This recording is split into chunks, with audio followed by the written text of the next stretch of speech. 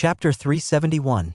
Songwon held a mid-grade spirit stone in each hand, pure spiritual energy continuously flowing into his body in the endless desert. His physical body felt like a sieve, with spiritual power leaking out constantly.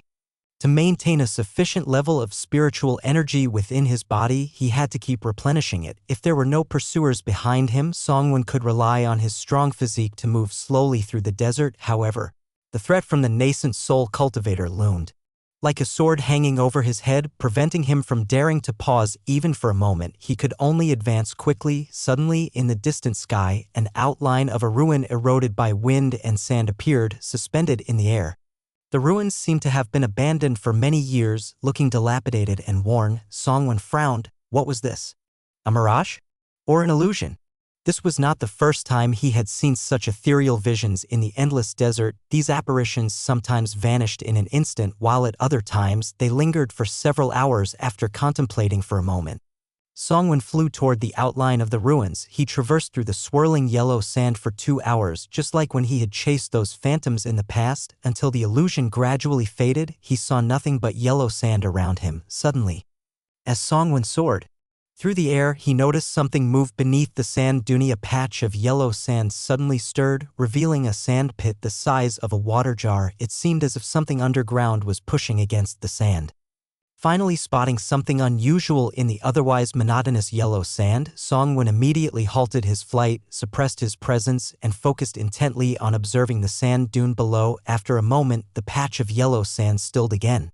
After waiting for about a tea time, the sand pit showed no further movement, but then, about 10 feet away from the sand pit, suddenly the yellow sand exploded. A towering figure, 6 feet tall, leaped out from beneath the yellow sand. This was a being that looked extremely bizarre. The creature had a lizard-like head, but human-like limbs, with both hands and feet being very broad, adorned with sharp claws. A thick tail trailed behind it. The tail was about 4 feet long, dragging on the ground and constantly swaying from side to side, sweeping up the yellow sand. In its left hand, the lizardman grasped a long worm that measured 3 feet in length. The worm was already dead. Hanging limply, the lizardman carried the worm and stepped forward.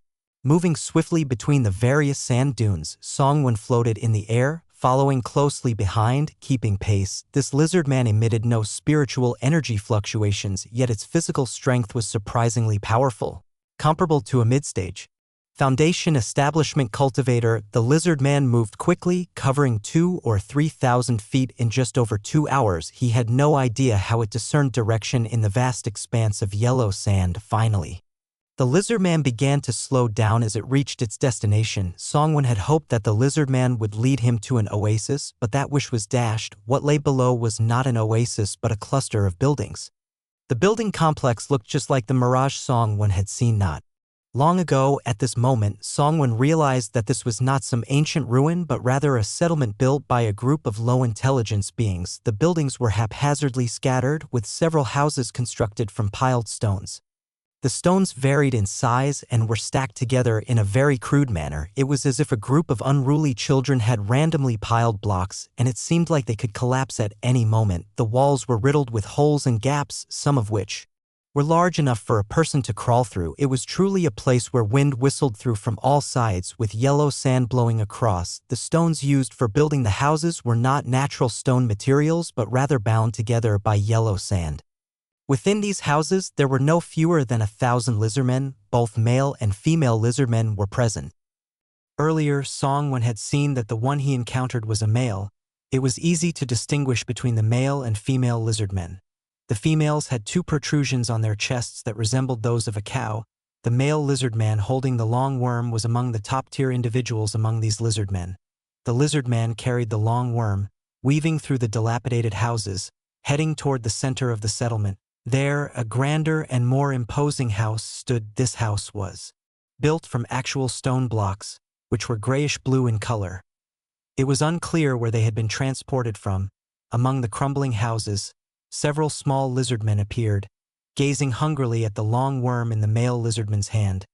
They looked like starving children who had long been deprived of food. Upon seeing something to eat one after another, small lizardmen emerged from the houses, trailing behind the male lizardman as they made their way to the central blue stone house.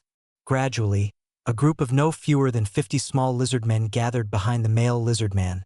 Upon arriving outside the blue stone house, the male lizard man began to screech loudly. Suddenly, a water bag, the size of a basin, was thrown out from the blue stone house. Joy spread across the male lizardman's face. It caught the water bag with one hand, tilting its head back.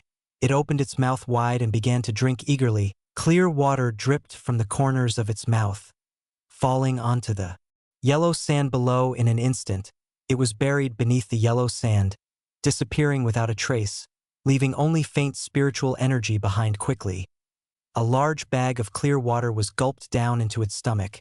As for the long worm it had been holding, it was casually tossed aside on the ground. The small lizard men surged forward, tearing at the long worm. Before long, the worm was ripped to shreds, consumed by the swarm of small lizard men. 4 dozens of small lizard men to share a single long worm was hardly enough to fill their hungry bellies. They cleaned the long worm to the last morsel, wasting nothing. Even the black viscous liquid that flowed from the worm's body and fell into the yellow sand was eagerly scooped up by the small lizard men and swallowed. After drinking all the water, the male lizard man appeared exhilarated, shaking its head as it headed toward a broken-down house. Inside the dilapidated house were 2 female lizard men. Before long, the sounds of ya echoed from within, the voices particularly shrill from high in the sky. Songwen watched with great interest. These lizard men possessed strong physical bodies but had no spiritual energy or spiritual awareness. They perceived their surroundings entirely through sight and sound. What intrigued Songwen the most was that within the central blue stone house of the settlement, there resided a human cultivator, a male cultivator at the early foundation establishment stage. It was this individual who had just given the male lizard man a bag of clear water. Moreover, that bag of water contained a significant amount of spiritual energy. Half an hour later, the sun set in the west, and night fell. Flickering lights appeared sporadically within the settlement. The lizard men returned to their respective houses. Songwen descended from the sky and landed outside the blue stone house. "Friend, may I trouble you to open the door for a chat?" Inside the stone house sat a middle-aged male cultivator, who was in the midst of meditative practice. Upon hearing Songwen's words, he suddenly jolted awake, springing to his feet with a look of shock on his face. A person had appeared outside, and he had been completely unaware of it. It could only be said that the cultivation level of the person outside was far superior to his own. Chapter 372. The middle-aged male cultivator composed himself, replacing the shock on his face with a warm smile. "Please, friend, come in. It is a rare fortune to encounter a human in this endless desert." As he spoke, he opened the door to the house. "Thank you for your invitation," Songwen replied as he stepped into the stone house. Inside, the decor was extremely simple. There was a bed, a mat, and a stone table with nothing else present. Despite the bare furnishings, the bed was adorned in an ostentatious manner which felt quite out of place. The stone bed was intricately carved with dragons and phoenixes, gilded and silvered, and was covered with luxurious beast pelts. In this endless desert where resources are scarce, my humble abode is quite simple. I hope you can forgive me, the middle-aged male cultivator said. Songwen, uninterested in the room's layout, asked, "May I ask your name?" "My surname is Hu, and I go by the name Guang." "How shall I address you, friend?" the middle-aged cultivator replied. "Pleased to meet you, Hu Guang. My name is Wei Ding." Songwen introduced himself. "Hello, friend Wei." Hu Guang clasped his hands in greeting. As they spoke, Hu Guang moved to a corner of the room, raised his hand, and lifted a stone slab to reveal a well. A humid vapor wafted out from the well. At the same time, a faint spiritual energy also emanated from it. Songwen, hovering in midair, noticed that a slight spiritual energy was dissipating within the blue stone house. What surprised him was that the spiritual energy was actually coming from the well. "The desert is indeed barren, and there is little to offer, my brother. I can only provide you with this well water, which contains some spiritual energy and is quite clear and sweet. I hope you can overlook it," Hu Guang said. Suddenly, a large bowl appeared in his hands. The bowl was nearly a foot in diameter, resembling a soup basin. A stream of clear water shot up from the depths of the well and fell into the bowl. Songwen accepted the bowl Hu Guang handed him and licked his cracked lips. "Thank you." Without hesitation, he tilted his head back and drank the water from the bowl. Brother Hu, could I trouble you for another bowl? After finishing one bowl, Songwon seemed to be extremely thirsty and felt that it was still not enough, prompting him to ask again. He had even changed how he addressed him from friend Hu to brother Hu. A glimmer of delight flashed in Hu Guang's eyes. If you would like another bowl, of course, it's no trouble, he replied. With another wave of his hand, another stream of well water rose and fell into the bowl. Songwon similarly drank it down without hesitation. Burp. After downing 2 bowls of well water, Songwon felt satisfied, letting out a hearty belch. Thank you, brother Hu. I didn't expect this well water, rich in spiritual energy, to be so sweet and refreshing. My greed has embarrassed you, brother.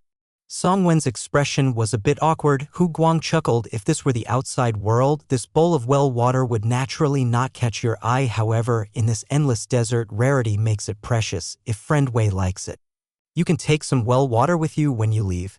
At that moment, there was a sudden knock at the door. Before Hu Guang could respond, 2 female lizardmen pushed the door open and entered on their own. The 2 female lizardmen clearly did not expect another person to be in the stone house. They stared blankly at Songwon, then glanced at Hu Guang. Then they walked straight towards the stone bed. As they leaned onto the bed, their tails raised, revealing. Hu Guang's face suddenly flushed red. He pointed at the door and shouted angrily, "Get out!" The 2 female lizardmen looked at Hu Guang with fear, got up, and cautiously backed out of the stone house. Hu Guang's face was filled with shame as he glanced at Songwon, attempting to speak several times but unable to utter a word. Realizing something, Songwon finally understood why the stone house was so sparsely furnished, yet the bed was so elaborately designed. Initially, he had thought Hu Guang simply had a fondness for sleeping, but he had not expected the bed to have another purpose. Ahem. Songwon lightly cleared his throat. Friend Hu, can you communicate with the lizardmen? Seeing that Songwon did not bring up the matter of the female lizardmen, Hu Guang's embarrassment eased considerably. He shook his head. I cannot. The lizardmen are of low intelligence, no different from beasts. They have not developed language or writing. Communication between us can only occur through simple gestures. I see. I have another question that I'm curious about, and I hope you can clarify for me. Why do these lizardmen obey you? Songwon inquired. Hu Guang replied, These lizardmen are not yet wise and are rather foolish. After I arrived here, I helped them establish a settlement, and under my guidance, their tribe gradually grew. As a result, they began to follow my lead. Why did you come to this place, friend Hu? Songwon asked. That is a personal matter, and I cannot answer, Hu Guang replied. Songwon nodded, not pressing further on this issue. He shifted the conversation and continued asking, What's special about the clear water you provided the lizardmen? Hu Guang's gaze flickered slightly. There is nothing special about it. It is no different from the well water you just drank, he said. Songwon raised an eyebrow. Oh? Is that really the case? Absolutely no exaggeration. Hu Guang insisted earnestly. Songwon nodded. Not delving deeper into the matter, you have likely been in this endless desert for a number of years, right? He asked. A few years, indeed, Hu Guang responded. Have you heard of the soul concealment jade? Songwon continued. A flash of shock crossed Hu Guang's face. Soul concealment jade? Did you venture deep into the endless desert to search for this item? He asked. Exactly. Have you seen any traces of this treasure in the endless desert? Songwon replied. Hu Guang shook his head. What ability do I have to know about the soul concealment jade? If you are looking for its whereabouts, you could head southwest. About 5,000 miles to the southwest, there is an oasis. A large tribe of lizardmen lives in that oasis, and among them is a third-tier lizardman king. The lizardman king possesses high intelligence and can communicate. Perhaps he knows the whereabouts of the soul concealment jade. Songwon had chosen to escape into the endless desert partly because it lacked spiritual energy, making it unlikely for high-level cultivators to venture deep into the sands. The second reason was the unique spiritual item of the desert. The soul concealment jade. Songwon had come across a record about the soul concealment jade in a book within the Beastmaster's Sex Library. The soul concealment jade had the remarkable ability to shield a cultivator's soul aura. If Songwon could obtain a piece of the soul concealment jade and wear it on his person, no one would be able to use the soul lamp to determine his location. However, the descriptions of the soul concealment jade in the texts were quite brief. Songwen only knew of its existence in the desert, but the texts did not provide detailed accounts of where it originated. During their first meeting, there was no particular bond between Songwen and Hu Guang. Even though Songwen's continuous questioning felt like an interrogation, Hu Guang answered all without concealment. Despite this, Songwen still appeared somewhat dissatisfied. The smile on his face gradually faded, replaced by an icy expression. "Friend Hu, it seems you were hiding something." Hu Guang's expression darkened. "Friend Wei, why do you say that? Considering that we are both human, surviving in this endless desert is not easy. I have shared everything upon our first meeting, yet you do not trust me." Songwen countered, "At least regarding the clear water the lizard men drank, you did not tell the whole truth. It's obvious that you added something to that water." Hu Guang's face remained impassive, showing no signs of nervousness. "I merely helped the lizard men to strengthen their tribe," he claimed. "Ha! Helping the lizard men? Then why did you poison my well water?" Songwen pressed. Chapter 373. Hu Guang's expression suddenly stiffened. Step, step, step.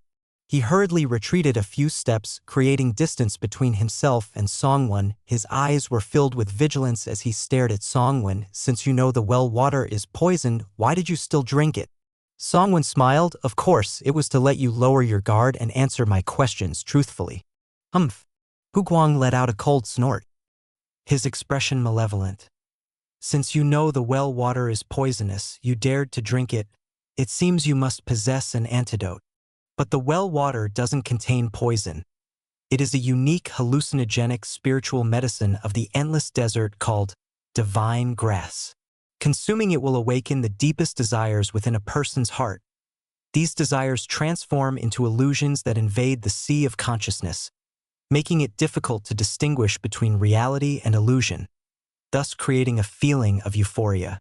If you swallowed the well water, the illusion should have appeared in your consciousness within the time it takes to burn an incense stick. At this moment, how much combat power can you still muster?" Songwen smiled lightly and opened his mouth. An egg-sized bug flew out. The usually cautious Songwen would never easily drink the clear water handed to him by a stranger.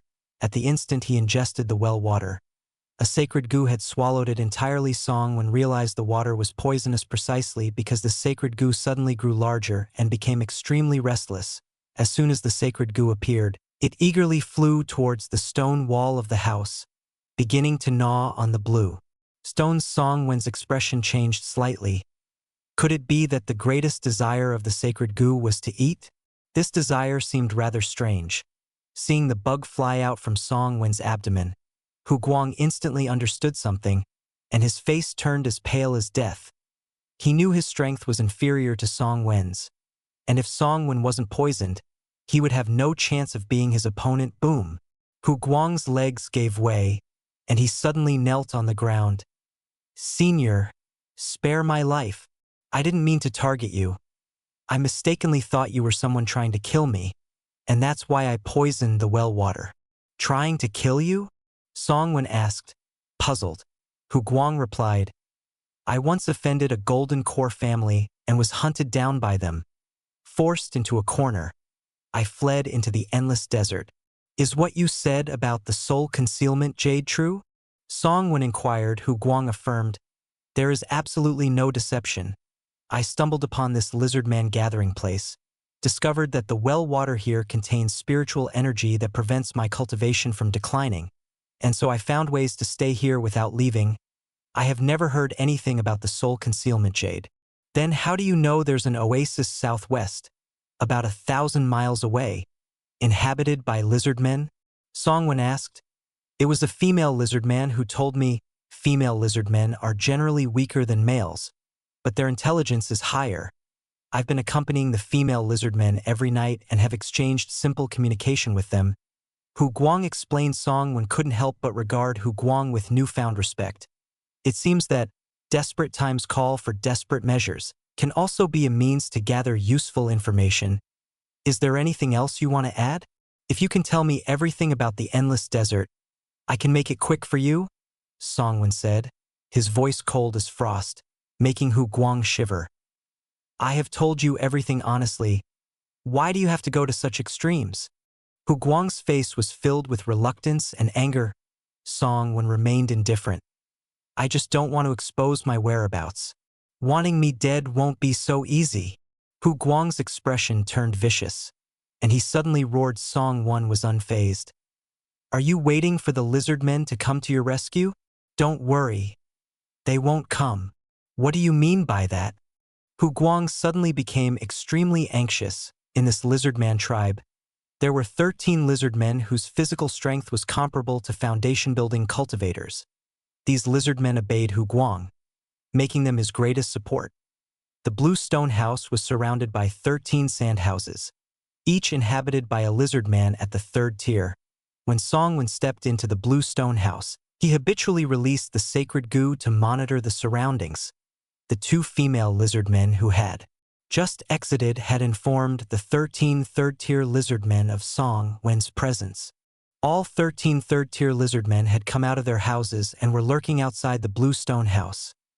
They were just waiting for Hu Guang's command to charge into the blue stone house. Song Wen pointed outside, smiling as he said, "Listen." Puff. A dull thud sounded from outside as something fell to the ground at the same time. A violent fluctuation of spiritual energy surged. It was the sacred goo launching a sneak attack on the lizard men. The lizard men were of low intelligence and, despite having strong physical bodies, lacked spiritual awareness. They were completely unaware of the sacred goo hiding in the darkness. The battle was almost entirely one-sided. The lizard men, not even grasping the situation, were killed by the sneak attacks of the sacred gust. Song Wen transformed into a shadow, swiftly dashing toward Hu Guang. Knowing he was no match for Song Wen, Hu Guang was unwilling to await his doom. He summoned a flying sword, slashing it toward Song Wen. Midair, Song Wen extended a withered hand, reaching for the flying sword. Clang. The sound of metal clashing rang out sharply. The flying sword was knocked away. That withered hand remained unscathed. Hu Guang only had early foundation-building cultivation, and even after Song Wen activated the Corpse King blood refinement art, he couldn't break through. Taking advantage of the moment, Song Wen grabbed Hu Guang by the top of his head. "Don't kill me! I can still help. I can take you to find the oasis, to find the soul concealment jade." Hu Guang cried out in terror. "No need." With a press of his finger, Hu Guang's head exploded instantly.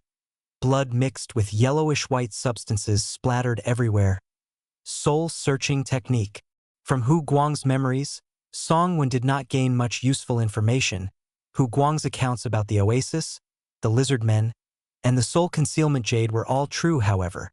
Song Wen learned how Hu Guang controlled the lizard men. Lizard men had low intelligence. No different from beasts, like other beasts, lizard men acted on their most primitive instincts, survival and reproduction. Hu Guang's method of controlling the lizard men was quite simple. The well water he provided to the lizard men was all laced with aphrodisiacs. This greatly stimulated the lizardmen's primal beastly instincts. It allowed the lizard men, who only mated during their heat period, to release their desires at any time and place. Hu Guang had so many aphrodisiacs precisely because he was a debauchee. The Golden Core family he mentioned had actually been his own family, the Hu family. Hu Guang's actions had disgraced many women from the Hu family, of all ages. This led to public outrage, and the entire Hu family sought to hunt him down. In the end, he was forced to flee into the endless desert to escape. Chapter 374. The poison used by Hu Guang was called He Chun San. A type of poison he had developed himself. He Chun San's formula, finished product, and raw materials were all contained in Hu Guang's storage ring after Song Wen devoured his soul and essence blood. He stored Hu Guang's corpse in the storage ring at that moment. Noisy footsteps could be heard outside. The sounds of the sacred goo killing the 13 second-tier lizard men had startled the other lizard men. These first-tier lizard men, upon seeing the strongest 13 members of their clan all dead, fell into a brief state of panic. After a tumultuous din of noise and chattering, the lizard men gradually accepted the fact that their powerful brethren had perished. They didn't know which lizard man took the lead, but they began to fight over the bodies of their fallen kin. Inside the stone house, Song Wen, perceiving all this with his spiritual sense, shook his head. Lizard men were a group of low-intelligence beasts. They had a powerful, humanoid body but lacked true wisdom. Songwon raised his hand and released a stream of spiritual energy, creating an opening in the roof before leaping out silently, leaving the lizard man settlement unnoticed by those fighting for food. In the vast yellow sand, a blue lake dotted the landscape, resembling a drop in the ocean. The area of the lake was not large, about 10 miles square. The lake water was deep blue and clear, shimmering in the sunlight. Surrounding the lake were green trees and lush grass, reflecting a vibrant vitality. A strong spiritual energy wafted within the oasis strangely. The spiritual energy did not disperse beyond the oasis. However, hidden behind this beautiful oasis lay a deadly danger. In the lake dwelled water-based monsters, while terrestrial beasts hid within the forests, and earth-based beasts burrowed beneath the soil, making for a perilous environment filled with threats. At the edge of the oasis, there was a settlement of lizard men. At that time, a great battle was erupting within the settlement. The two sides of the battle were the lizard men and sandworms. The lizard men were at a clear disadvantage. Sandworms were a type of communal monster that lived beneath the yellow sand. The sandworms involved in the battle varied in size, from the thickness of a human waist to that of a water barrel. Dozens of sandworms were besieging the lizard men, with nearly half being second tier in strength. While the others were all at the late first tier, the sandworms emerged from the yellow sand, swinging their thick, long bodies, with long tongues extending from their heads. The tips of their long tongues were covered in sharp teeth. The sandworms were cunning, targeting only those lizard men weaker than themselves, whether strong or recently hatched. Lizard men had little chance of escaping the clutches of the sandworms. Once entangled by a sandworm's tongue, they were quickly swallowed whole. When facing a powerful opponent, sandworms retreated back into the yellow sand, disappearing from sight. The lizard man settlement was a scene of devastation, with holes dug everywhere by the sandworms. Among the lizard men, there were over 30 who had reached second-tier strength, including several at the peak of the second tier. Although these lizard men were powerful, they were overwhelmed by the numerous sandworms attacking them and were unable to organize an effective defense. The number of lizard men was rapidly diminishing, visibly decreasing to the naked eye.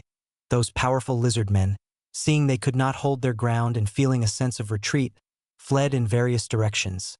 The sandworms seemed to harbor a deep hatred for the lizard men, relentlessly pursuing them. Groups of 3 to 5 sandworms hunted down a single lizard man, and after a successful kill, they moved on to chase down other lizardmen hiding 10 miles away, behind a sand dune. Songwon observed all of this with his spiritual sense. His spiritual sense could extend to a radius of 4 miles, and with the help of the sacred goo, he could perceive up to 16 miles, nearly matching a mid-stage golden core cultivator. He noticed a peak second-tier female lizard man fleeing in his direction. When the female lizard man was still 2 miles away from Songwon, the yellow sand behind her suddenly erupted, and a sandworm as thick as a water barrel shot out from underground. The sandworm wriggled its thick, long body, extending its long tongue like a giant whip, ready to strike at the lizard man. The lizard man leaped forward with all its strength, barely dodging the long tongue. With this leap, it jumped several hundred feet. Just as the lizard man landed, the yellow sand beneath its feet surged below. Another sandworm was lurking, intending to swallow the lizard man along with the sand. The lizard man's thick, solid feet stomped down with great force. The tremendous power generated a shock wave across the yellow sand, which then transmitted underground to the sandworm. The sandworm's upward rush suddenly slowed. Taking advantage of this, the lizard man leaped again. However, after jumping several hundred feet, despite its brute strength, the lizard man could not fly and landed back on the ground. Just as it was about to touch down, a sandworm lay in wait, opening its gaping mouth, eager for the lizard man to walk into its trap. The 2 sandworms from earlier again drilled up through the sand, quickly surging toward the place where the lizard man was about to land. Seeing the lizard man about to fall into the encirclement of 3 sandworms, at that moment, a cold flash of light shot out. It slashed at the sandworm lying in wait. The sandworm's long tongue flicked, attempting to whip away the cold flash. The cold flash was the soul-cleaving blade, an exquisite spiritual weapon with an incredibly sharp blade. Though the sandworm's long tongue was tough and thick, it appeared somewhat fragile under the assault of the soul-cleaving blade. The blade pierced through the long tongue, then emerged from the other side, black liquid. Splattered into the air, the sandworm, in pain, let out a howl that conveyed its anger. It withdrew its long tongue and quickly retreated underground. At that moment, the other two sandworms arrived, burrowing out from the sand like two dragons vying for a pearl, each spitting out long tongues to ensnare the lizard man. As it landed in midair, at an unknown time, a black ghostly figure appeared, towering a foot high. The ghost held a massive black sword and plummeted rapidly from above. With 50 feet remaining to the ground, the ghost raised its long sword high and swung downwards. A 10-foot-long black sword energy shot forth from the blade, slicing through the two sandworms below. Feeling the threat of death, the two sandworms immediately abandoned the lizard man they were about to eat, each retracting their bodies and diving back into the yellow sand. The black sword energy struck the sand, creating a deep trench several feet deep and dozens of feet long. Yellow sand flew into the air, and the sand and gravel flowed. The trench quickly filled back in. The lizard man, inexplicably saved, regained its senses and continued to flee. Just as it escaped several dozen feet, the ghostly king descended from the sky, landing directly in front of it with the massive sword held aloft, the tip pointed threateningly at the lizard man. The female lizard man suddenly felt an immense pressure, as if a mountain were descending upon her. The innate survival instinct of living beings made her stop in her tracks. She knew well that the ghostly king was not something she could contend with. However, with her low intelligence, she found it hard to comprehend why this ghostly being had just saved her yet now blocked her path. Songwon rode his sword, hovering 10 feet away from the female lizard man. He pointed at the lizard man, then at himself. Then he waved his hand, signaling for the lizard man to follow him. Afterward, he turned and slowly flew away on his sword, flying out more than 10 feet. He saw the lizard man hadn't followed. With a fierce expression, Songwon made a gesture as if cutting his throat. The female lizard man stared blankly at Songwon, then glanced at the ghostly king beside her, before ultimately following behind Songwon. Chapter 375. In the desert dozens of miles away from the oasis, Songwon, the lizard man, and the ghost king stood together beneath the sand dune. The ghost king held a massive sword, tasked with intimidating the lizard man. Songwon gestured, attempting to extract some useful information from the lizard man. He had learned from Hu Guang that female lizardmen could engage in some simple communication. In Hu Guang's memory, there was a third-stage lizard king among this lizardman clan. It was precisely because of this lizard king's presence that the lizardman tribe could secure a place in the oasis teeming with monsters. Earlier, the lizardman tribe had encountered a catastrophe, yet that third-stage lizard king did not appear. After much gesturing, Songwon still could not make himself understood. The female lizardman couldn't comprehend his meaning. Finally, he drew a tall and robust figure of a lizardman in the sand. Only then did the female lizardman understand.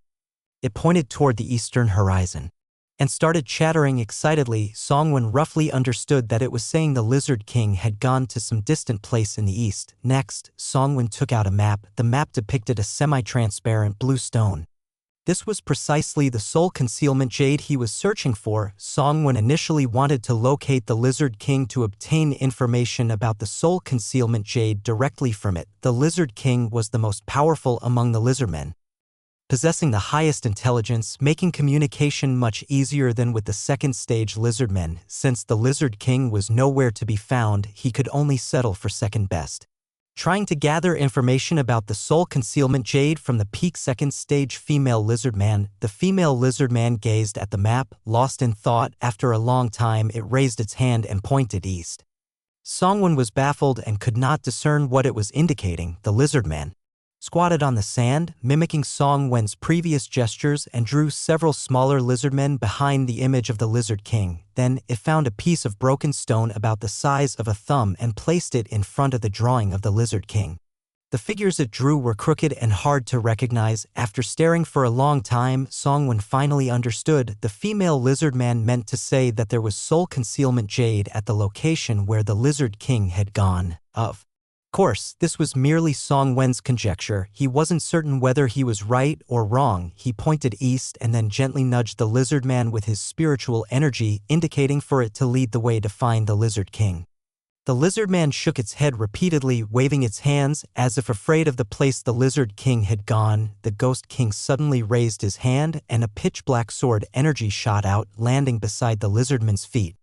The female lizard man was startled by the swirling dust kicked up by the sword energy, and it hurriedly lifted its leg and headed east. Songwon retracted the ghost king and flew behind the lizard man on his sword. In the daytime desert, it felt like a massive furnace, with scorching heat mixed with a trace of sunlight, making the ghost king feel somewhat uncomfortable. Perhaps truly frightened by the ghost king, the lizard man obediently led the way in front. A lizard man and a human traversed the boundless desert for 2 days. In the distance, a black stone mountain came into view. The stone mountain was a massive solid rock formation. It wasn't very tall, but it was extremely wide, resembling a giant beast lying flat on the ground. The stone mountain had a hollowed-out interior, with a massive opening nearly 100 feet high, like a giant beast ready to swallow a person whole. A chilling wind blew out from the cave entrance. This cold wind was in stark contrast to the scorching air of the surrounding desert. The female lizard man halted outside the cave entrance, pointing at the dark cave while shaking its head and looking terrified. Unwilling to step inside, Songwon summoned the Ghost King again, and under the Ghost King's coercion, the lizard man reluctantly stepped into the cave. The lizard man feared this cave so much that it was evident there were many dangers within. Having the lizard man lead the way was clearly insufficient. Songwon quietly released the sacred goo, sending it to scout deeper into the cave. Inside the cave, it was pitch black, devoid of spiritual energy. As he ventured further into the cave, Songwon noticed that his spiritual sense was gradually being suppressed, and even the flow of spiritual energy within his body began to slow down. Songwon couldn't help but feel anxious. This black stone mountain was too strange, and he couldn't confirm whether the soul concealment jade truly existed here, or if it was worth the risk of entering this place. However, considering that Taihe might come after him at any moment, Songwon could only choose to press on. The female lizard man leading the way, however, did not share Songwon's concerns. It had no spiritual energy or spiritual sense from the start. Completely unaware of the strange aspects of the Black Stone Mountain, after walking for 10 breaths into the cave entrance, the cave suddenly changed direction, shifting from horizontal to vertical, extending almost straight down into the depths. The lizard man stopped at the edge of a cliff deep inside the cave, its face filled with hesitation. At that moment, a large Blackfoot suddenly appeared and kicked the lizard man in the back. Quack! Amidst the panicked screams, the lizard man fell down. After plummeting several hundred feet, the lizard man slowly regained control of its body, struggling to get closer to the cliff wall, and its claws sank into the hard rock. The lizardman's falling speed decreased sharply. After leaving claw marks several feet long on the rock face, it finally came to a stop, looking down into the dark vertical pit below. It was filled with trepidation. The pit seemed bottomless. If it fell straight to the bottom, even if its physical body were incredibly strong, it would end up as nothing more than a puddle of mush at this moment. The Ghost King slowly flew over. A streak of sword energy was unleashed, landing just an inch above the lizardman's hands. The rock was shaved away, and without a foothold, the lizard man fell again every couple of 100 feet. The lizard man would stab its hands into the rock wall, slowing its descent, only to leave the wall again under the Ghost King's coercion and continue falling down. Songwon followed behind the Ghost King and the lizard man from a distance of about 100 feet, descending slowly and steadily. After about 15 minutes, the lizard man, the ghost, and the human finally reached the bottom of the cave. One after the other, 2 passages appeared before them, one to the left and one to the right. Looking at the nearly identical passages that headed in completely opposite directions, Songwon momentarily didn't know which to choose. He could only turn his gaze to the lizard man. In response to Songwon's inquiry, the lizard man shook its head repeatedly, indicating it had never been here and didn't know which path to take. Songwon did not rashly make a choice and quietly stood still, waiting. About a stick of incense later, the Ghost King prodded the lizard man and went towards the left passage. Just now, the sacred goo had scouted both passages. It found traces of spirit activity in the left passage. The passage further underground had become much narrower, only a few feet wide. The suppression of spiritual sense and energy in this area had also intensified. Soon, Songwon arrived at the location where the sacred goo had detected traces of spirit activity. These were claw marks left by a beast. The gaps in the claw marks were quite small but extremely deep, nearly a foot deep at first. Song-Wen thought these were claw marks left by the lizard man, but upon closer inspection, he discovered something. There was a faint trace of corpse energy remaining on the claw marks. These were the marks left by a walking corpse, and it was an exceptionally powerful one. Song-Wen estimated that it was at least a second-stage bronze corpse otherwise. The claw energy it unleashed would not have pierced the hard black rock so deeply. Chapter 376. In the endless desert, there was no spiritual energy. The heat was intense, and the solar essence was abundant. How could there be walking corpses deep in the desert? Could it be that the unique environment of Blackstone Mountain produced these walking corpses? Deep beneath Blackstone Mountain, there was indeed some energy, but it wasn't particularly strong logically. This would make it difficult for a walking corpse to reach the level of a second-stage copper corpse. Could it be that deeper within the passage, there was a place with a highly concentrated energy? Song-Wen pondered this silently. The lizard man, the ghost, and the man continued deeper. Song-Wen was extremely cautious along the way. Yet the underground passage was eerily silent, with no disturbances at all. After traveling over 10 miles, a vast underground cavern appeared before them. Concerned about exposing his position, Song-Wen didn't dare to cast a fireball spell to illuminate the cave. His spiritual sense was severely suppressed, making it impossible to discern the details of the cavern, but he had a feeling that this cavern was larger than expected. It gave an illusion of having no boundaries on all sides and no ceiling above. Vaguely visible in the center of the cave was a towering peak. Standing at the cave's entrance, Song-Wen felt a sudden surge of unease. It seemed as if an immense danger was lurking in the depths of the cave, and entering it would pose a life-and-death threat. The female lizard man standing at the entrance of the passage also looked terrified. If it weren't for the Ghost King holding a giant sword against its back, it would have turned and fled long ago. Song-Wen thought for a moment and then looked at the Ghost King. Receiving Song-Wen's command, the Ghost King kicked the lizard man on the back. The lizard man was kicked forward, panicking and letting out a few frantic yelps. The piercing cries echoed through the silent underground, making them even more jarring. Thud. The lizard man hit the ground, tumbling like a rolling gourd. Realizing how loud its cries were, it quickly fell silent. The lizard man got up from the ground and looked back at Song-Wen at the entrance with resentment in its eyes. It glanced back and forth between Song-Wen and the Ghost King multiple times. Though not particularly intelligent, it knew that Song-Wen would not allow it to return to the passage. The female lizard man turned and cautiously headed toward the center of the cavern. Its figure soon disappeared into the darkness beyond Song-Wen's perception. Seeing that the lizard man didn't seem to encounter any danger, Song-Wen stepped into the cavern. Suddenly, Song-Wen felt a force similar to a sealing power enveloping him. The spiritual energy and spiritual sense in his body were both suppressed, unable to extend outside his body. Startled, Song-Wen quickly retracted his foot. The sensation of his spiritual energy and sense being sealed vanished immediately. Song-Wen's expression shifted, uncertain. Inside this cave, his spiritual sense and energy were completely suppressed, unable to leave his body. This meant that many of his techniques couldn't be used. He stepped back into the cave and began testing various methods. He found that he could still open his storage ring and retrieve items. He could ride his flying sword to move but couldn't send it out of his hand. In summary, spiritual tools worked normally when in physical contact but couldn't be controlled.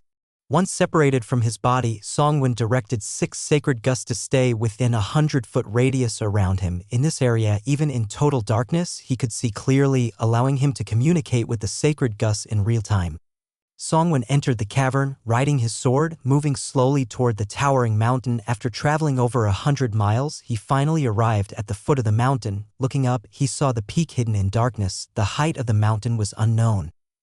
The mountain was pitch black, with smooth rock walls that would be extremely difficult to climb. Song-Wen flew on his sword, aiming toward the summit. After ascending roughly 10 miles, he saw the peak before him. The entire mountain peak had been leveled by some great force, forming a broad, flat platform. On the platform stood a grand hall. In front of the hall was a spacious plaza. Dozens of massive stone pillars stood on the plaza.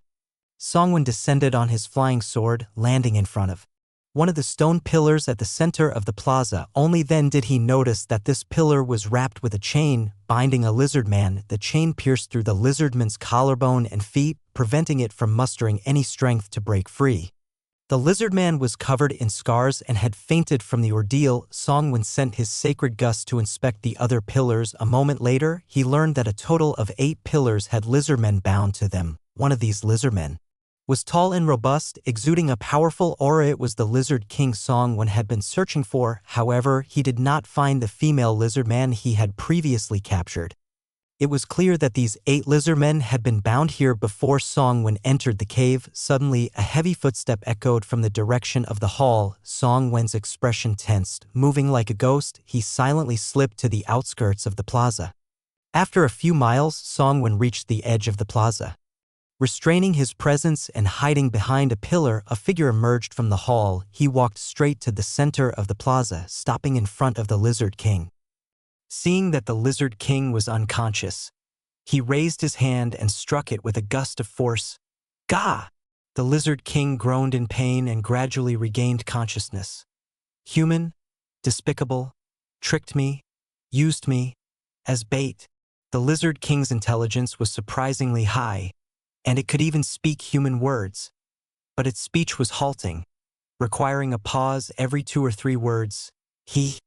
The figure let out a sinister laugh. His voice was grating, inexplicably chilling, as if his vocal cords had petrified, making it difficult for him to control them fluidly. Lizardmen are usually low-intelligence beasts, but you're a bit different. Not only have you uniquely advanced to the 3rd stage, but you've even gained intelligence. I came here intending to use you as cannon fodder to lure out the Nether Fox. But that wretched creature is so cowardly it's hiding in the inner hall of the Nether Shrine, refusing to show itself. So I can only tie you all up here and use the Een aura from your bodies to attract the Nether Fox to come out. Unfortunately, although you lizardmen are humanoid, you're not truly human. The Nether Fox craves the souls and flesh of humans most of all. The figure rambled on, seemingly trying to make noise to lure the Nether Fox out from the hall. Human, I will not let you live, the Lizard King roared. I am not a human at best. I'm half human now. The figure's grating voice sounded again. Huh! The figure suddenly tilted his head, looking toward the edge of the plaza. It seems we have another little rat. Hiding at the edge of the plaza, Songwon thought he had been discovered and felt a shock, but his moment of panic quickly faded. He watched as the figure stomped heavily on the black stone ground. His body shot forward, moving swiftly to the edge of the plaza. A moment later, he returned, holding another figure in his hands.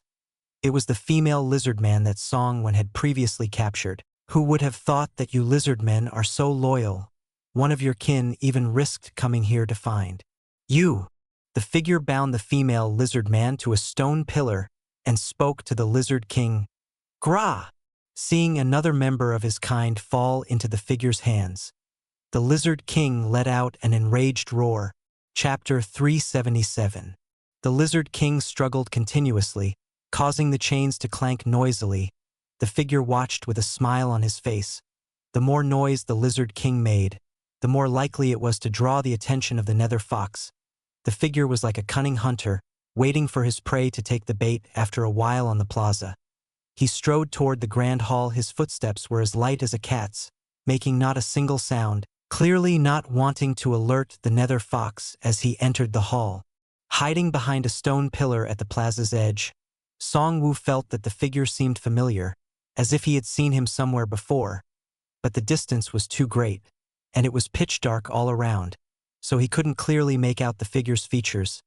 2 of his sacred goo fluttered their wings, quietly flying to the stone gate of the hall to monitor any movement inside. Songwoo stepped out from behind the stone pillar and moved toward the center of the plaza. The struggling Lizard King saw Songwoo appear, hatred flickering in its eyes. Hatred by association. It despised the person who had entered the hall earlier and now loathed all humans. Just as it was about to curse, Songwoo made a silencing gesture, beating it to the punch. I'm here to rescue you. Don't alert the person inside the hall, Songwoo whispered. The Lizard King, hearing this, immediately understood. The person before him was not allied with that previous villain. It nodded slightly, seeing this, Song Wu pulled out a drawing of the soul concealment jade and held it in front of the Lizard King.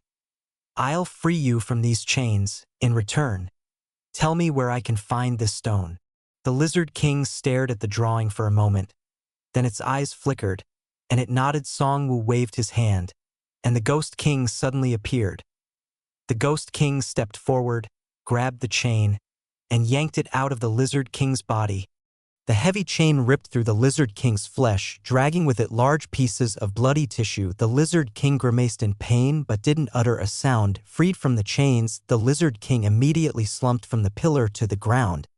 The Ghost King swung its giant sword, pressing it against the Lizard King's chest. I've kept my promise. Now tell me where the soul concealment jade is, Song Wu whispered. The Lizard King sat on the ground, panting heavily. Its injuries were severe, and it needed a moment to catch its breath. It was precisely because of these severe wounds that Song Wu dared to free it without fear of betrayal. The Lizard King looked at the huge sword at its chest, then raised its gaze to meet Song Wu's.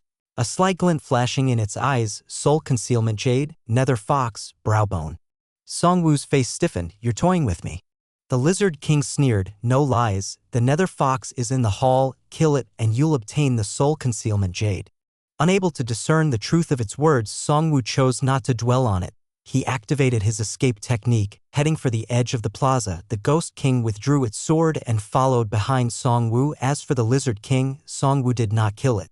Although heavily injured, the Lizard King still had some strength left. Killing it would surely provoke a desperate counterattack. No matter the outcome of the battle, it would alert the person inside the hall, anyone capable of capturing a third-level Lizard King and several second-level lizardmen was undoubtedly stronger than the Lizard King. Song Wu acknowledged he was no match for this person and thought it best to keep his distance. Just as Song Wu had escaped about 2 miles.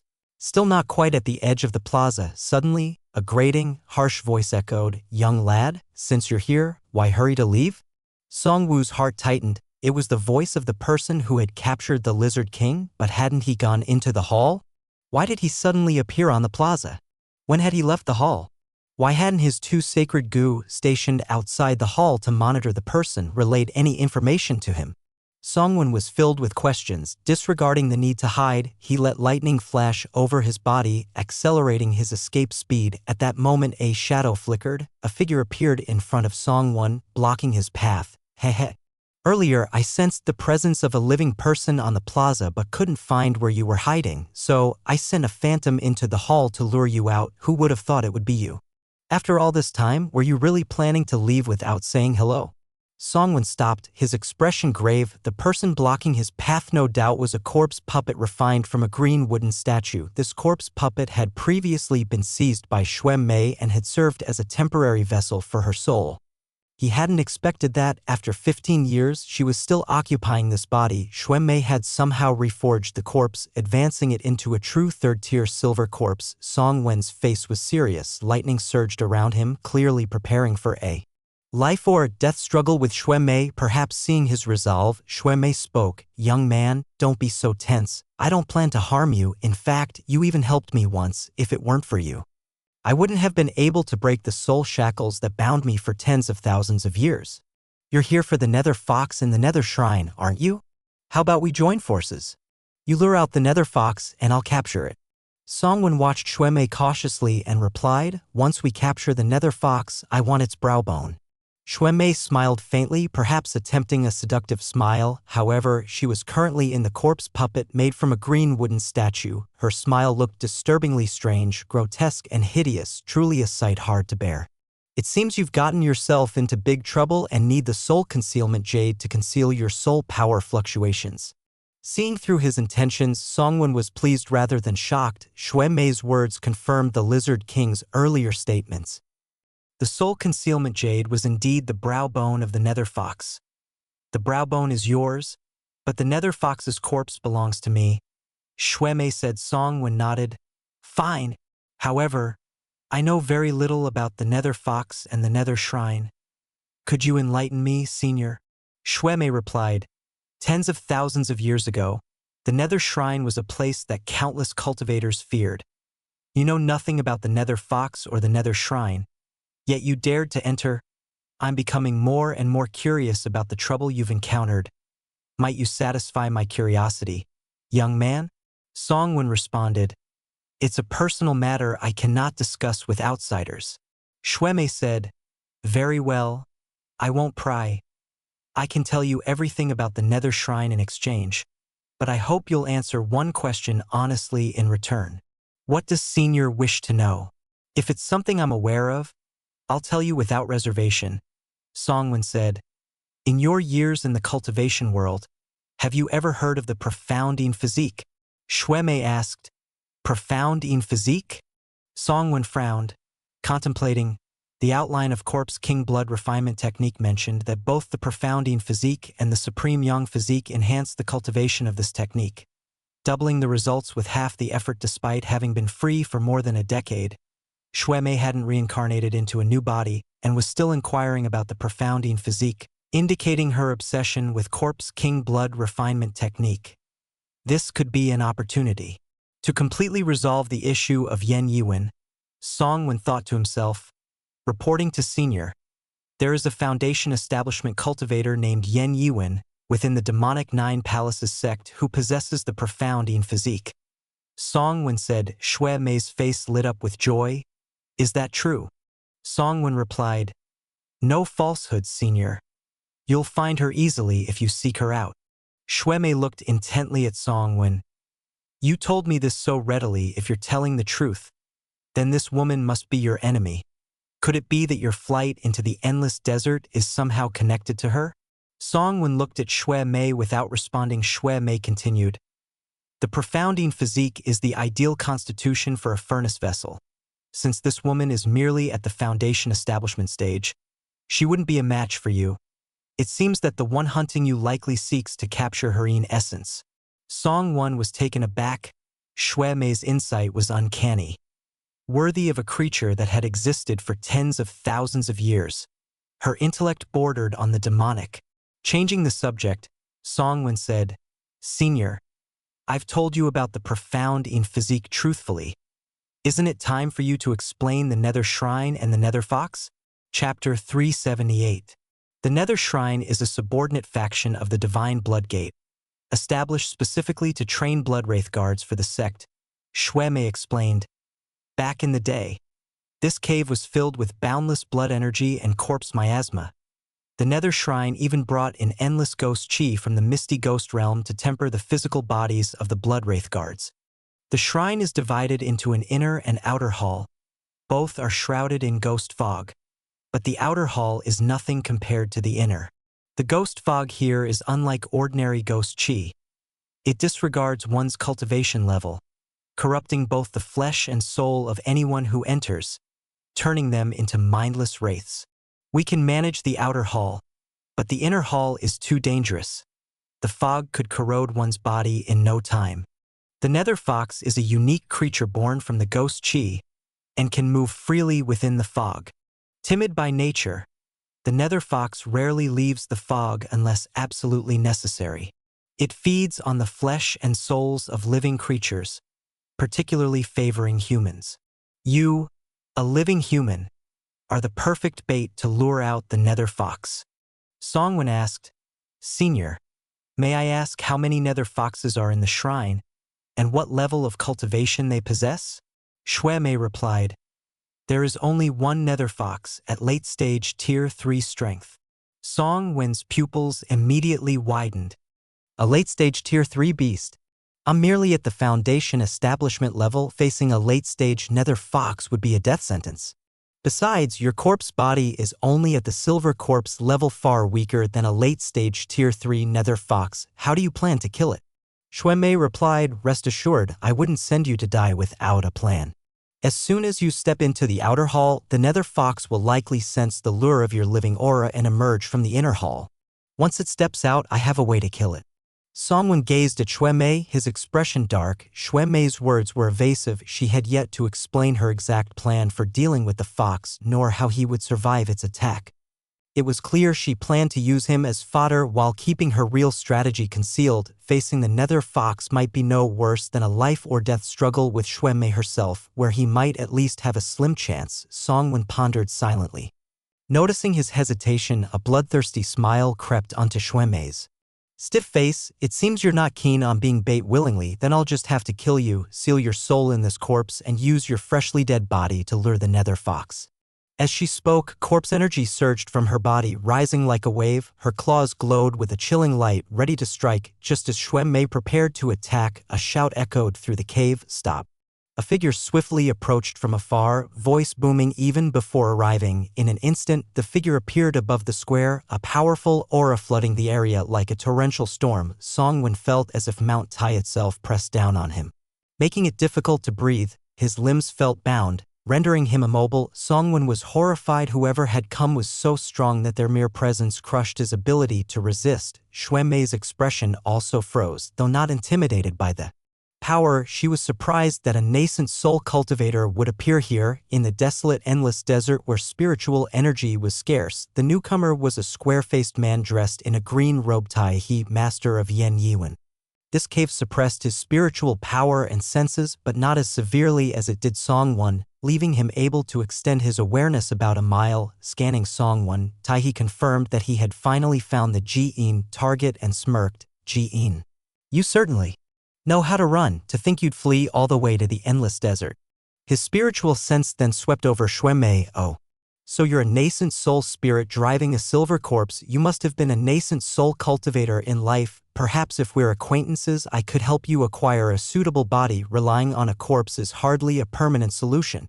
Xuanmei gave Songwon a curious glance. How unexpected that those pursuing him had caught up so quickly. Turning to Tai He, her gaze gleamed. This man controlled a foundation establishment cultivator with the profound Yin physique. The very physique she had been searching for. Xuanmei addressed Tai He. No need for concern over a body. Taoist, are you here for this boy? Indeed, Tai He replied. I have a proposal. Perhaps it will interest you. Oh? I'm listening. There is a late-stage Tier 3 nether fox in the hall. If we send this boy inside, he can draw it out and then we can strike. I only want 3 of the nether fox's tails. You may have the rest. Tai He's eyes lit up. A nether fox, truly? Absolutely, Xuanmei assured him, though only Tier 3. Tai He commented with some disappointment. Xuanmei chided him. That's greed talking. Nether foxes are unique to the misty ghost realm, which lies several billion miles away from here, with the endless desert in between. Their fur and bones are premium materials for crafting soul-related artifacts. Difficult to obtain, finding a Tier 3 nether fox here is a tremendous stroke of luck. Tai He agreed. Quite true. Very well, we'll proceed with your plan. But Taoist, without a physical body, aren't you concerned I might betray you afterward and take the nether fox for myself? Xuanmei replied, were we anywhere else, I'd indeed be no match for you. But in this nether shrine, gaining the upper hand won't be easy. As she spoke, Xuanmei's withered hand struck a nearby stone pillar. At once, thick blood mist rose from the pillar. Similar mists poured from dozens of other pillars around the square, filling the area. A blood-red array of symbols appeared across the ground of the square. The large blood array manifested in an instant. Chapter 379. The blood-colored formation only operated for a brief moment before it fell silent once more. Tai He's previously calm expression turned grave. In that instant when the formation activated, he keenly sensed a trace of danger. He understood well that if Xuanmei could fully unleash the formation's power, he would be utterly defenseless against it. Yet he couldn't fathom why Xuanmei hadn't attacked him. Was she merely bluffing, unable to actually trigger this ancient formation? Or was there something restraining her, making her reluctant to engage him in combat? Gazing intently at Xuanmei, he slowly spoke. This hall has been abandoned for tens of thousands of years, yet you can still activate the formations here. Clearly, you must have quite the remarkable background. Xuanmei replied, it would be best if you didn't pry into my origins. Let's focus on capturing the nether fox. Fine. What's the plan? As long as I and this boy both enter the nether shrine, I have a way to capture the fox. Tai He said, it's not that I don't trust you, but given how much you know about this place, what if there's another exit? You could catch the fox and slip away. I'd be left with nothing. Xuanmei responded, if that's your concern, feel free to accompany me and enter the temple together. Tai He, however, hesitated, wary that the temple might contain even more powerful formations. He didn't dare enter so rashly. Shaking his head, he said, the nether fox is highly cautious. Too many people entering would only scare it off. You should go alone. Noticing his reluctance, Xuanmei smirked. In that case, I'll take this boy and enter the temple. Hold on. With a wave of his hand, Taihe summoned a chain that wrapped around Songwon, binding his hands and torso tightly though leaving his legs free. Songwon's heart sank. From the moment Taihe appeared, he was already trapped. The formidable aura emanating from Taihe was like an invisible mountain, pinning him in place, even blocking the flow of spiritual energy within him. Initially, he had resigned himself to being captured by Taihe. Yet he hadn't expected Taihe and Xuemei to reach an agreement, using him as bait to lure the Nether Fox. His only hope now was to find an opportunity within the Nether Shrine. However, Taihe's extreme caution left no room for error. He even bound Songwon with a magical chain, further reducing his chance of escape. Quietly, he tested the flow of spiritual energy. Fortunately, the chain didn't entirely suppress his energy. "Don't worry, friend. This boy is important to me. I intend to take him back with me. Should danger arise, this chain will save his life." Taihe had calculated carefully. As long as he could capture Songwon, he would not have made the trip in vain. The Nether Fox was merely an added bonus, useful if he captured it, but not essential. Xuemei glanced at Taihe but said nothing in objection. She gestured to the Lizardman King lying on the ground. "With this boy, these creatures are unnecessary. Please, do me the favor of disposing of them. I'll bring their bodies into the temple to increase the blood energy and attract the fox." Taihe nodded and, with a wave of his hand, dispatched the Lizardman King and the 9 lizardmen. With a burst of energy, Xuemei took out a large coffin and loaded all the lizardmen corpses into it. She struck Songwon with a burst of force on his back. "If you cooperate, I can spare you some suffering," she said. Songwon stumbled forward a few steps. Outmatched, he could only follow Xuemei's orders and march toward the Nether Shrine. The temple loomed 20 feet tall, grand and imposing.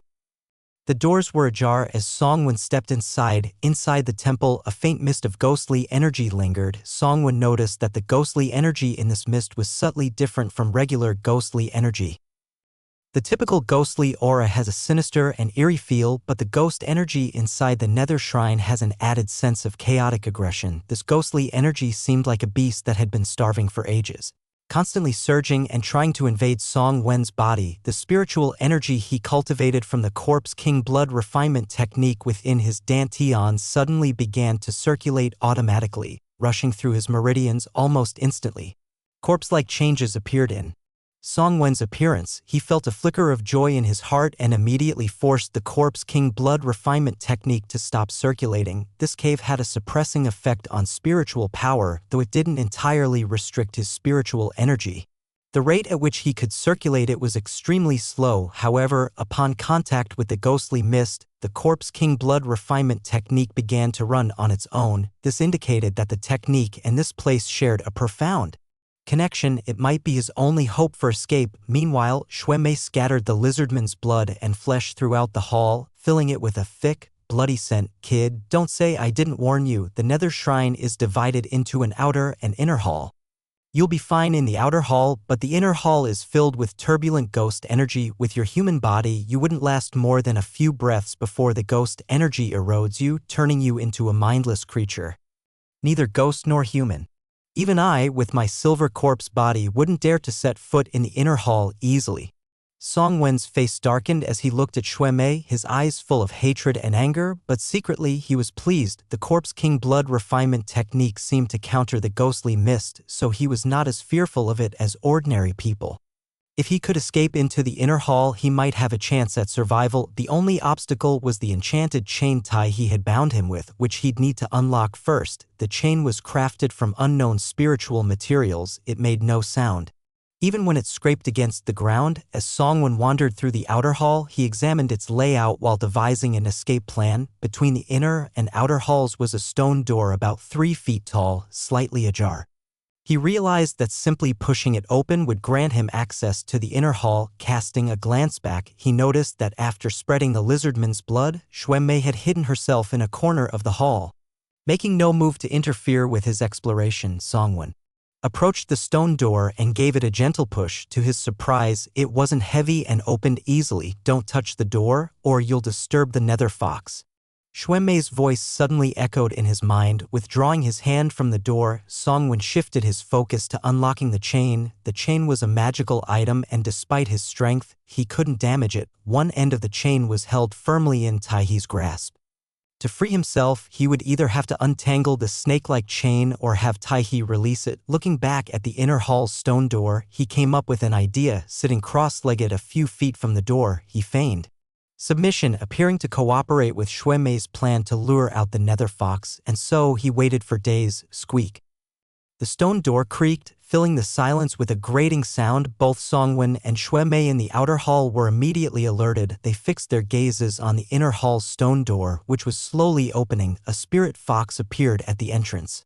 The fox was over 10 feet long, with 3 large, pitch-black tails trailing behind it. It emitted no aura, resembling a ghost concealed in the shadows. Moving soundlessly, the hall was shrouded in darkness and black ghostly mist, making it difficult to discern the fox's presence without careful observation. Its nose twitched, and its cold, dark eyes locked onto Song Wen's position. It had sensed the living aura on him. However, instead of rushing at Song Wen, it sniffed around with its nose before settling at the doorway of the inner hall, opening its mouth wide. The fox revealed inch-long, sharp fangs, and its crimson tongue slithered between them, licking and flicking as though preparing its mouth for a meal. Chapter 380.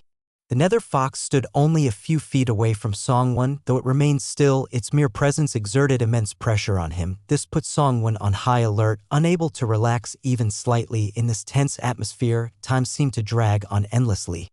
Finally, after a full hour had passed, the nether fox moved at last, slowly rising and lifting its left forepaw, stepping forward, but instead of approaching Song Wen, it bypassed him and made its way toward a lizardman's severed limb on the ground. With a flick of its crimson tongue, it pulled half of the lizardman's carcass into its mouth. Crunch, crunch. The crisp sound of chewing filled the air. The severed limb was crushed and swallowed whole by the fox. Suddenly, the nether fox sprang forward, pouncing towards Song Wen. The gust of wind from its claws swept through his hair and clothes. As its claws neared his head, Song Wen appeared paralyzed with fear, wide-eyed and unmoving, watching the claws descend upon him. At that moment, the chain wrapped around Song Wen suddenly went taut, yanking him backward just in time to dodge the fox's lethal strike. Despite his close escape, Song Wen's face bore no relief. Instead, he looked disappointed, seeing its prey slip away. The naturally timid nether fox didn't pursue. Instead, it turned and leapt back toward the entrance of the inner hall, trying to escape.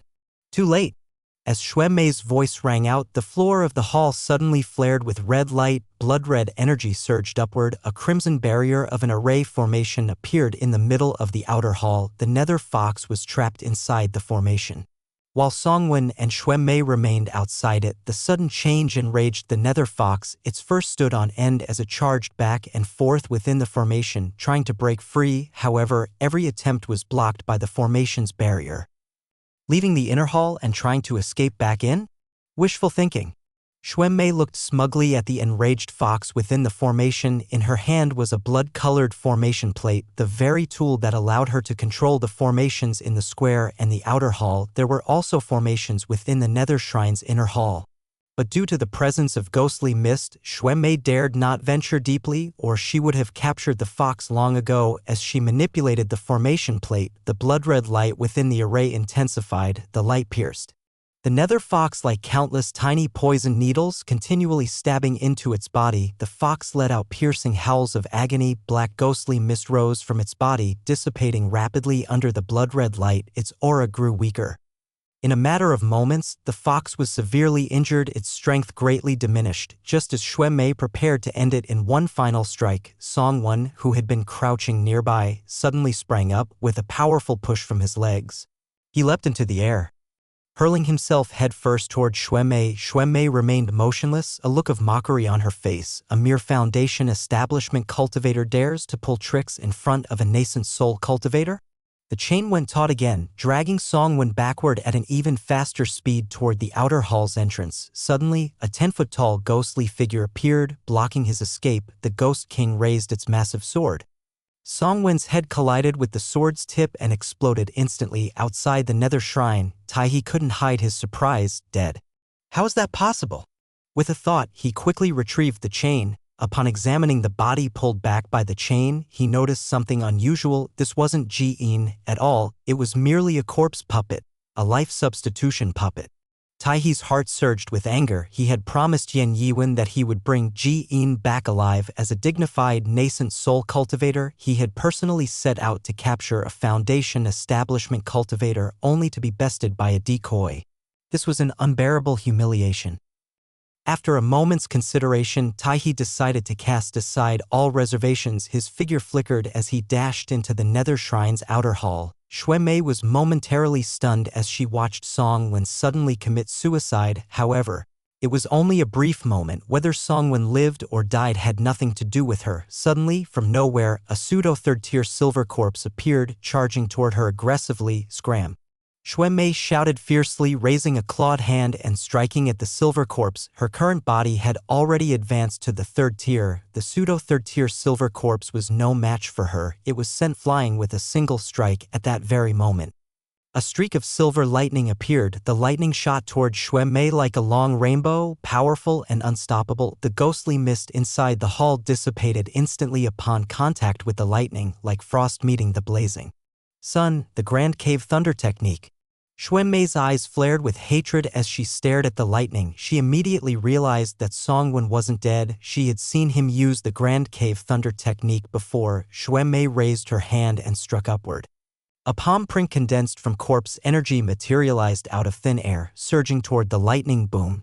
The lightning clashed with the palm print. The palm's power was clearly stronger than the lightning. Yet, the palm, formed from corpse energy, was countered by the overwhelming force of the thunder. The lightning pierced through the palm and continued toward Xuemei. Boom!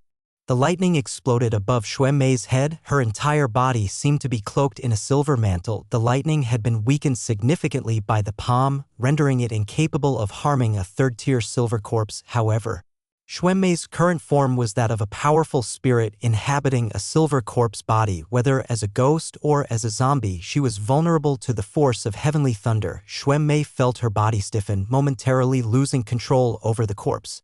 Suddenly, a massive black sword swung down. It struck Xuemei's wrist, the very hand holding the formation plate. Clang! The giant sword failed to sever her wrist. Instead, the recoil forced the Ghost King back 2 steps. The strike only managed to cut through the flesh on Xuemei's wrist, revealing the silver bones beneath. However, the force of the blow caused her to lose her grip on the formation plate, which flew out of her hand. The pseudo-third-tier silver corpse immediately appeared, grabbing the formation plate and dashing toward the inner hall's stone gate. The Ghost King, without hesitation, followed closely behind toward the inner hall. With the formation plate taken, the array was left without a controller. The blood-red barrier dimmed quickly. The array shattered on its own. The Nether Fox sprang up, heading toward the inner hall. At that moment, Xuemei regained control over the corpse. Her grayish-white corpse eyes burned with rage. Corpse fiend energy surged around her, causing her hair to fly wildly and her clothes to whip in the wind. Her gaze flickered between the Nether Fox and the pseudo-third-tier silver corpse. After a brief hesitation, she ultimately chose to pursue the silver corpse. Although she was desperate to capture the Nether Fox without the formation plate, she no longer had leverage to negotiate with Taihe. Even if she captured the fox, she'd only be handing it over as a gift for Taihe. Suddenly, before she could take a single step forward, another strike of the Grand Cave Thunder fell. The lightning flared. Boom! Xuemei's body froze again. She could only watch helplessly as Te Silver Corpse, the Ghost King, and the injured Nether Fox darted through the inner hall's entrance one after another. Watching this scene unfold was Taihe, who had just entered the outer hall.